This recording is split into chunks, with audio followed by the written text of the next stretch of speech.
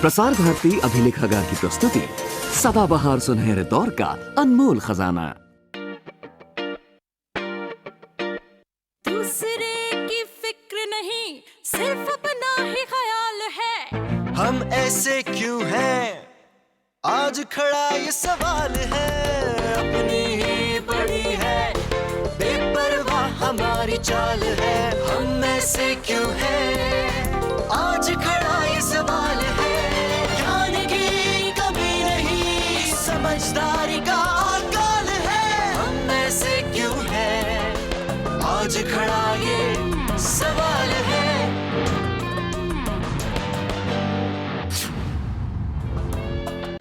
नमस्कार, स्वागत है आपका आपके ही शो हम ऐसे क्यों हैं में। पिछले हफ्ते हमने चर्चा जारी करी कि क्या नजरिया है हमारे समाज का towards the profession of nursing, और बहुत अच्छी बातें उठ के आई, कई मार्मिक बातें उठ के आई। आज उसी चर्चा को हम जारी रखेंगे। हमारे साथ हमारे स्टूडियो में हैं मिसेस मंजू नंदी, जो एक्स चीफ ऑफ नर्सिंग हैं फ्रॉम एम्स और करेंटली चीफ ऑफ नर्सिंग है NHI में, जो देश का एक बहुत बड़ा हॉस्पिटल है। और साथ ही में है हमारे नर्स कर्मा, ये सीनियर नर्स हैं NHI में, नेशनल हार्ट इंस्टीट्यूट में। और हमारे साथ लगातार जुड़ी हुई है एक जीवंत ऑडियंस फ्रॉम भारतीय विद्यापीठ BVIMR। आपका भी स्वागत है। पिछले हफ्ते हमने डिस्कस किया स्टेटस, और हमने पाया कि क्योंकि नर्सिस की सैलरी कम है, क्योंकि उनको रात को काम करना पड़ता है, क्योंकि उनको अनजान आदमियों के साथ काम करना पड़ता है या उनको केयर देनी पड़ती है, क्योंकि वो फीसेस और यूरिन के कांटेक्ट में आती हैं, इसके कारण नर्सिंग प्रोफेशन का स्टेटस बहुत डाउन है। और हमने ये भी जानने की कोशिश करी और शायद एक प्रण भी लिया हमने कि हम कम से कम नर्सिस को आज से वो स्टेटस देंगे जो वो डिजर्व करती हैं। अगले पॉइंट पर आते हैं। पूरे समाज से हटकर अब हम एक समाज के पोर्शन पे जाते हैं जिसके साथ नर्स हमेशा काम करती है, नर्स और डॉक्टर। डॉक्टर और नर्स के बीच में क्या इक्वेशन होती है, क्या सिचुएशन है? पहली बात तो हम ये कहेंगे कि ये दोनों प्रोफेशन जबकि इंटर लिंक्ड है, लेकिन वो सेम नहीं होता। उनके स्टैंडर्ड सेम नहीं है, स्टेटस सेम नहीं है, level of professional standard same नहीं है। इसी कारण हो सकते हैं दोनों एक साथ होकर काम तो करते हैं, लेकिन उनके अंदर इतने कोऑर्डिनेशन और रेस्पेक्ट ना भी हो। एक डॉक्टर जब डॉक्टर बन जाते हैं, वो जानते हैं मैं डॉक्टर बन गया हूँ या मैं बन गई हूँ डॉक्टर, और एक नर्स जो मेरे साथ आएगी वो मेरे से नीचे दर्जे की कर्मचारी हैं। ये जो भावनाएं हैं मन में, ये जब तक नहीं मिटेगा तब तक दोनों की स्टैंडर्ड स्टेटस बराबर नहीं हो सकती। तो रिस्पेक्ट सिर्फ एक वन वे स्ट्रीट है कि नर्स डॉक्टर को रिस्पेक्ट देगी और डॉक्टर नर्स को रिस्पेक्ट नहीं देगा, करेक्ट?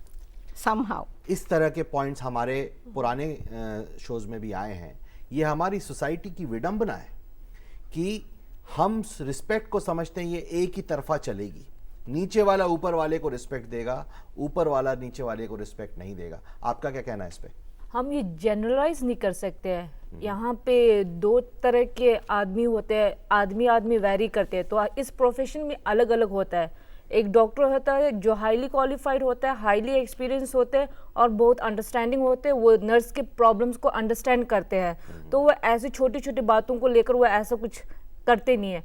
तो एक दूसरे ग्रुप का है जो न्यूली जो आउट होता है स्पेशली, तो उनका और जो एक्सपीरियंस नर्स का होता है, तो नर्स अपने एक्सपीरियंस शेयर करना करते हैं और उनका थ्योरेटिकल नॉलेज ज़्यादा होता है। तो इसमें क्या होता है कि क्लैश होने का चांसेस होता है। बहुत अच्छा पॉइंट आपने बताया। आपने कहा कि सब डॉक्टर्स ऐसे नहीं है, नहीं, जो नए डॉक्टर्स आते हैं। हाँ जी।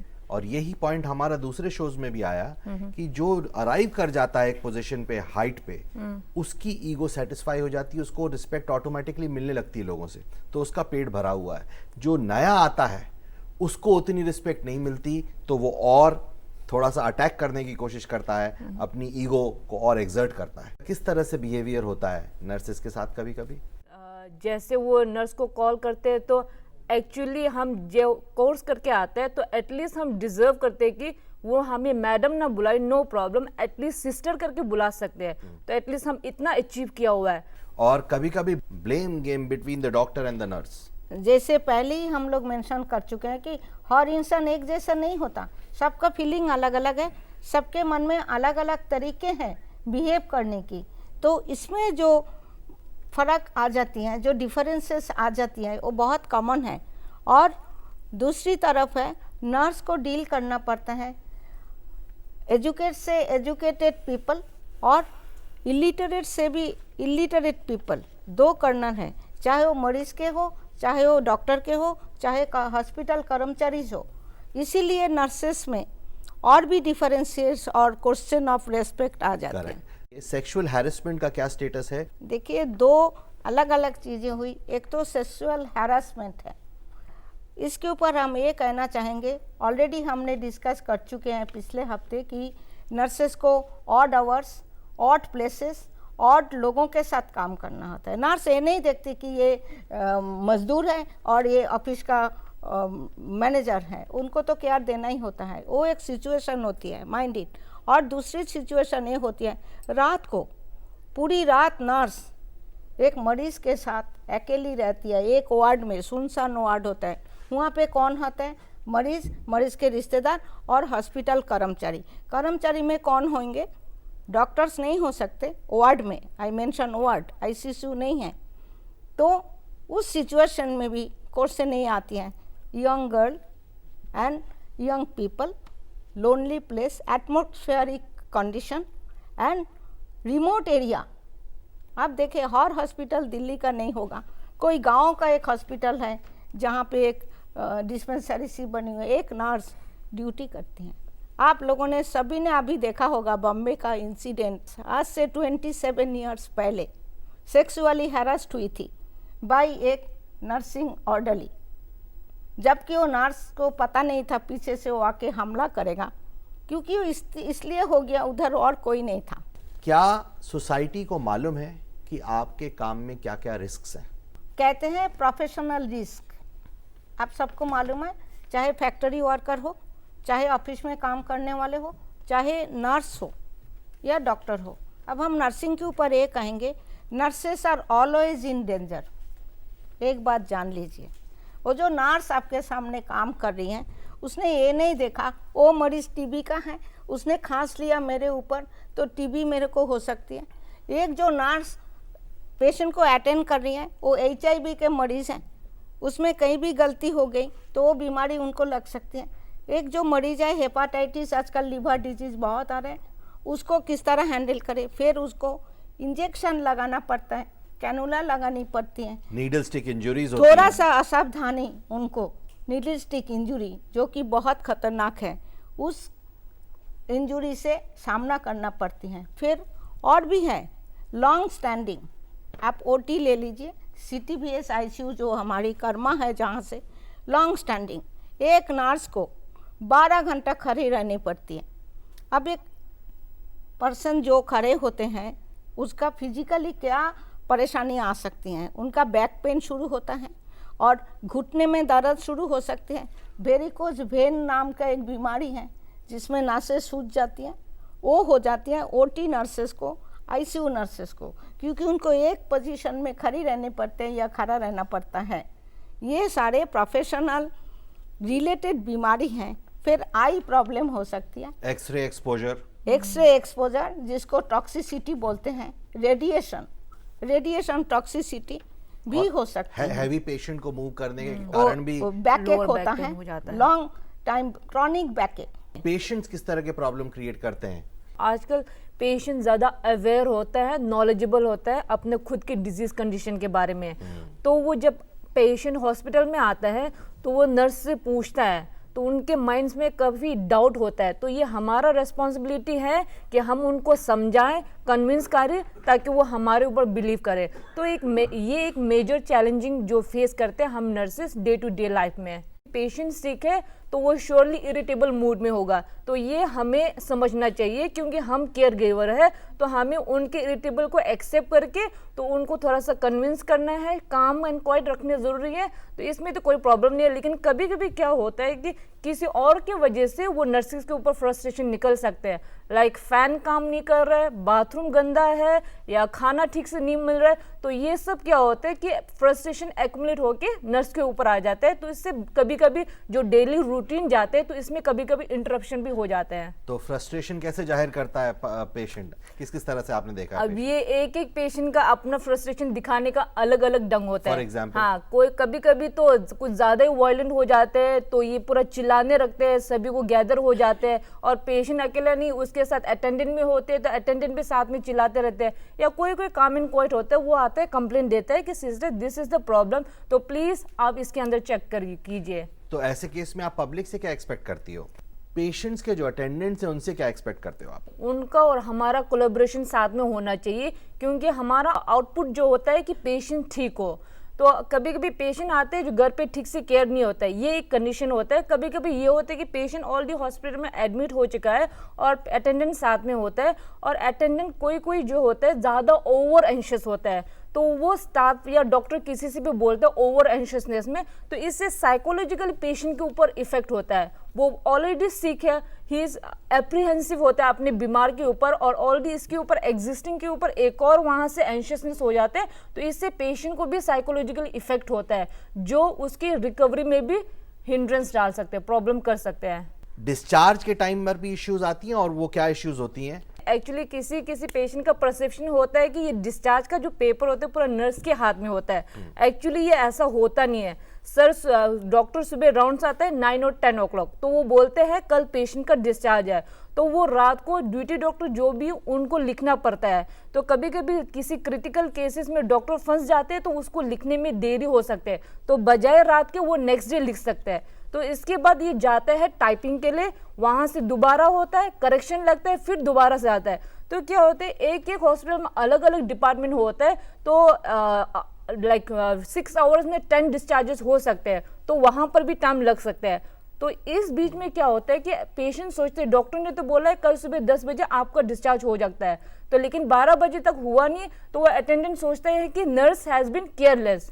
अच्छा, एक और पॉइंट कि बहुत सारे पेशेंट, एक तो पेशेंट आया उसके साथ 5-6 रिलेटिव्स आ जाते हैं, उसके कारण भी कुछ दिक्कत होती है?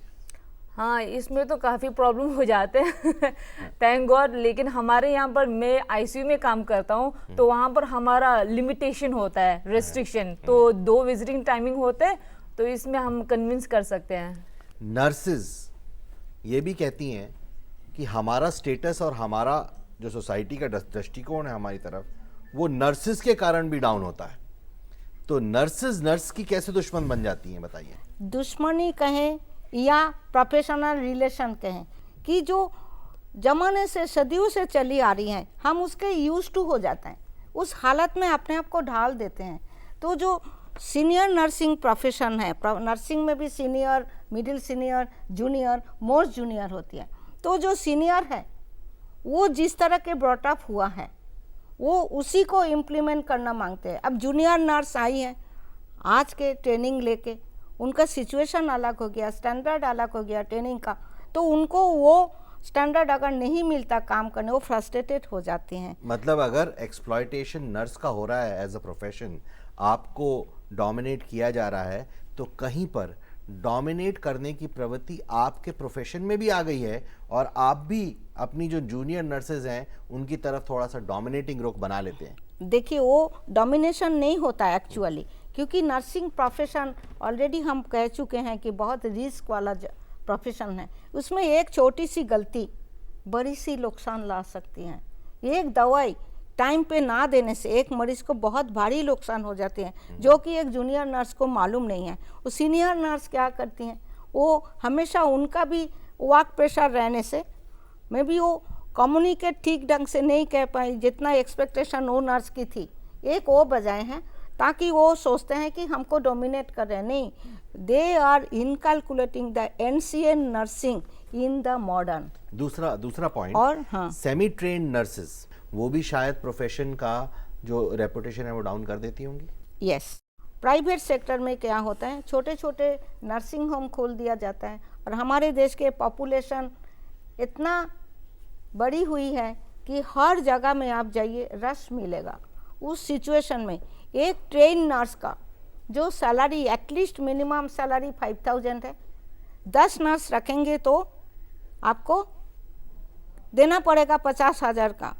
तो वो 50,000 के बजाय अगर हमें 20,000 में काम चलता है in the point of view of business, लेकिन प्रॉफिट, बिजनेस मीन प्रॉफिटेबल, लेकिन ये प्रोफेशन ऐसा है इसमें आप प्रॉफिट ना देखे, इसमें वो देखे लाइफ के सुधार कैसे हो सकता है। वो जो मिडिल ट्रेन नर्स 2 साल की भी एक ट्रेनिंग होती है, मैंने किया है वो भी, तो वो ट्रेनिंग यहाँ होता है awareness of the patient care. वो ये नहीं होती है कि एक अच्छा हॉस्पिटल में वो नर्स को काम दिया जाए, अब तो उसका बहुत रिडक्शन हुई है। आज के नर्स वो ट्रेनिंग करके वो असिस्टेंट नर्स की नर्सिंग की काम करती हैं, पूरी नर्स के काम करने कोई भी नहीं देता। और मुझे ये कहना है कि हमारे सोसाइटी के जो सुधार कर सकते हैं वो लोग इस चीज़ को देखें और पूरे काउंसिल हो या सोसाइटी के और भी लोग हैं वो इनको बहुत ज़्यादा इंस्पेक्शन करें, चेक करें और गलती हो तो उनको सुधार लाए। आखिरी छोटा सा पॉइंट एक और, एज अ नर्सिंग सुपरिंटेंडेंट क्या आप कभी कभी ये भी महसूस करते हैं कि आपके अंडर जो नर्सेज हैं या रही हैं किसी और हॉस्पिटल में, वही नर्सेज का जो स्टेटस है डाउन कर देती हैं क्योंकि वो आपकी उतनी नहीं सुनेंगी जितनी डॉक्टर की सुनेंगी? ये प्रॉब्लम तो आती ही हैं। अब देखिए नर्सिंग सुपरिटेंडेंट या चीफ ऑफ द नर्सिंग हमेशा तो उनके साथ रह नहीं सकते, लेकिन उनको एक सिस्टम से चलना पड़ता है, फ्रेमवर्क होता है ना, हॉस्पिटल चलता है, एक प्रोटोकॉल बनती है, उनका कुछ सिस्टम बनती है, उनका कुछ रूल रेगुलेशन बनती है। नर्सिंग सुपरिटेंडेंट या कोई भी सीनियर नर्स हो वो चाहेंगी या चाहेगा कि हमारे नर्सेस में वो चीज़ आ जाए, वो फॉलो करें। हम लेते हैं कुछ प्रश्न। मैं आपसे ये पूछना चाहूँगा कि क्या प्रोफेशनल लाइफ की वजह से आपको कभी फैमिली लाइफ में कोई प्रॉब्लम हुई है?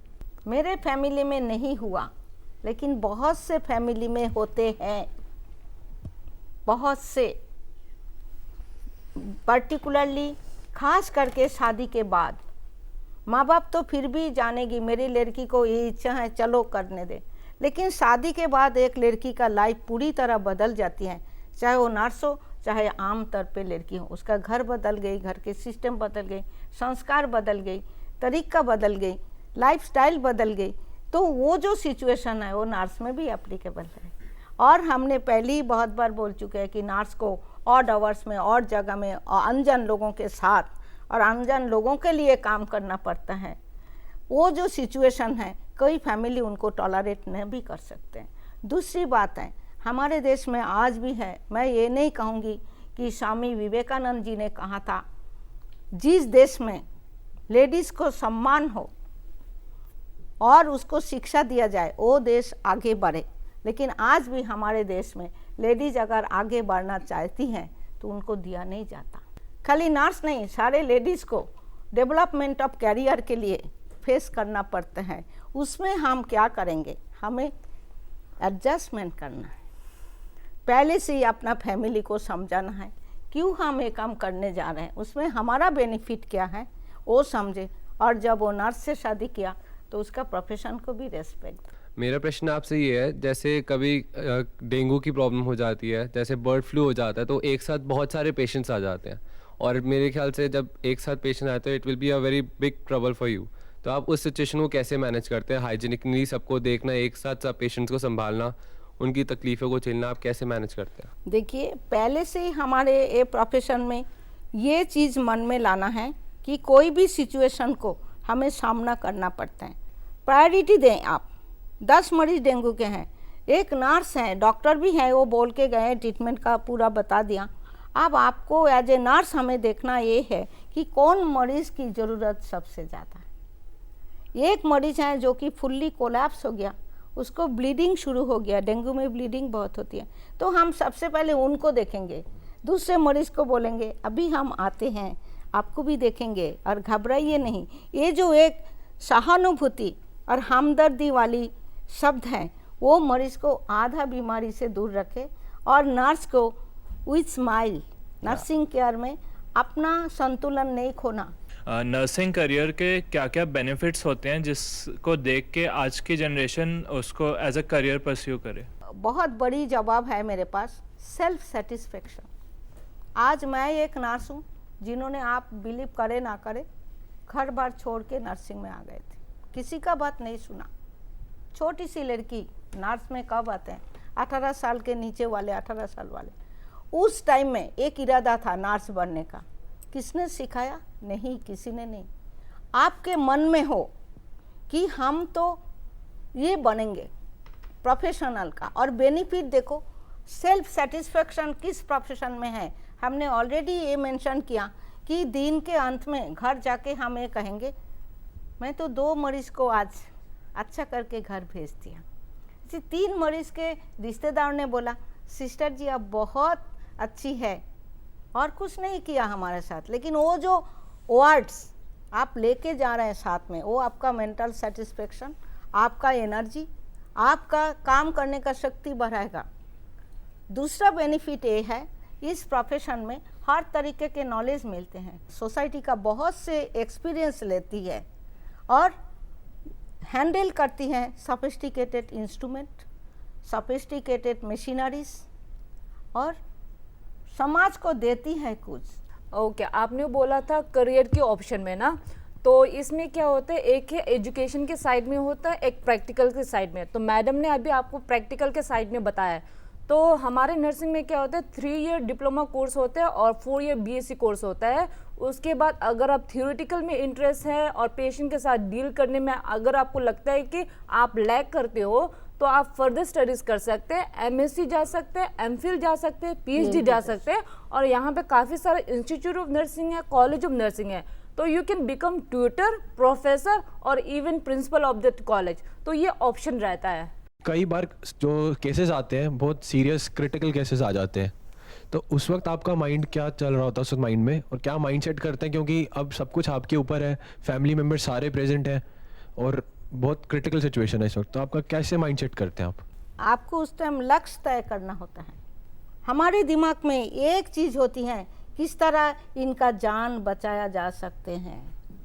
हम ये ना देखेंगे उनके रिलेटिव कौन कैसा है, कोई बड़ा है, कोई छोटा है, कोई मिनिस्टर है, तो कोई क्या है, नहीं। वो अगर आप देख के चलेंगे तो आप अपना काम नहीं कर पाएंगे।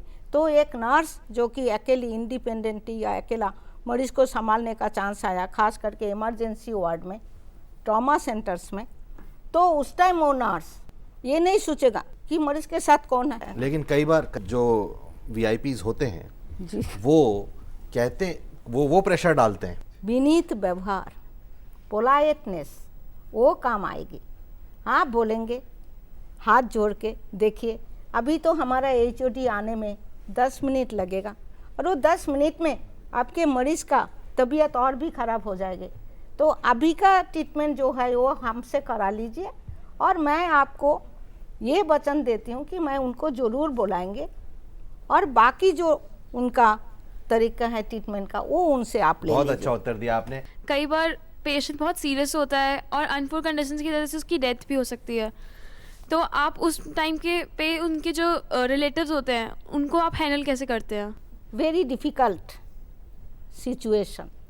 उस सिचुएशन में आप देखेंगे एक मरीज़ आते ही मर गया, एक्सीडेंट पेशेंट, उसमें तो कुछ नहीं कर पाया, वो तो रिलेटिव को दिखाई दे रहा है कि ऑलरेडी डेड केम। लेकिन जो मरीज़ हॉस्पिटल में ट्रीटमेंट में होते हैं और उनको मालूम चलता है कि वो कंडीशन सीरियस होते जा रहा, सारे मेडिकल लाइन का जितने तरीका अपनाना है अपनाया। उस कंडीशन में एक है, या तो वार्ड के सीनियर नर्स और ख़ास करके कंसल्टेंट वो रिश्तेदारों को बुलाए, और हमारे आपके मॉडर्न नर्सिंग में एक है एंड ऑफ लाइफ केयर। आप कभी देखेंगे एंड ऑफ लाइफ कुछ भी नहीं होता, सबका लाइफ का एंड तो होना ही है, लेकिन वो हमें केयर के साथ देना है। ये नहीं है ये तो मरीज मर जाएगा उसको देखभाल ही मत करो, नो नेवर, उसको और अच्छी तरह देखो और उसको रिलेटिव को भी देखने दीजिए बार बार उनको बुला के दिखाइए कि देखो मरीज का कंडीशन ऐसा है, ताकि उन्होंने ऐसा सिचुएशन तो देखा नहीं। डॉक्टर से ज़्यादा नर्सेज जो है पेशेंट्स के साथ रहती है, उनकी केयर करती है, तो क्या नर्सेज को उनका उतना क्रेडिट मिलता है जितना उनको मिलना चाहिए? मिलता है नहीं, उसका बहुत से कारण है। वो कारण को हो सके आज से 10 साल 20 साल बाद हम निपटा पाएंगे, आज नहीं। और लेकिन आज फिर भी बहुत से अच्छे स्टेटस में नर्सेस आ गई हैं। एज ए नर्स मरीज को संभालना ज़्यादा मुश्किल है या मरीज के परिजन को? यस, मैं कहूँगी मरीज के परिजन को, इसलिए क्योंकि मरीज बेचारा तो मरीज है, मरीज के रिश्तेदार इसलिए डिफ़िकल्ट होते हैं, वो सब ज्ञान में होते हैं, पूरा ज्ञान में होते हैं। मरीज थोड़ा सा ज्ञान उनका इतना नहीं होता, उसका ज्ञान जो है उनका कम हो जाती है, कॉन्शसनेस कम हो जाते हैं। आप देखिए बीमार होने पे उनको कॉन्शसनेस कम होता जाता है and they are helpless, dependent on relative, dependent नहीं होता। और रिलेटिव का एक एंग्सस होते हैं, वो मेंटली एंग्सस, फिजिकली टायर्ड, इधर भागो उधर भागो, इधर से ब्लड लाओ उधर से दवाई लाओ उधर से सुई लाओ, और फाइनेंशियली पैसा कितना लगेगा। तो ये जो फिक्र है ओडीर है वो रिलेटिव को है, मरीज को नहीं होता, मरीज कुछ नहीं कर सकते। इसीलिए most difficult is to manage the handle the relative. Madam मेरा क्वेश्चन ये है कि जब क्रोनिक पेशेंट होता है तो वो इन्फेक्टेड होता है, तो वो इन्फेक्शन आपको भी हो सकती है, तो आप उसके लिए क्या क्या प्रिवेंटिंग मेजर्स करते हैं?